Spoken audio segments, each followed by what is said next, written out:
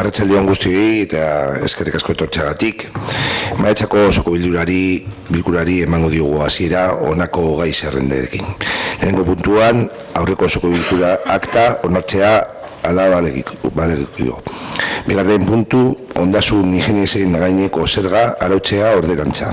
Hirugarren puntua, 2015ko ekitaldi kontu orokorraren behin betiko onespena.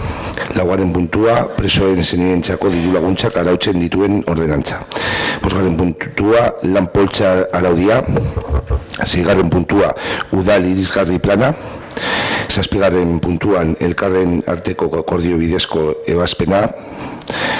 Zortzigarren puntua, udal sarea 21 garrantzi txuriako udalerrien euskal sarea akordioaren berritzea.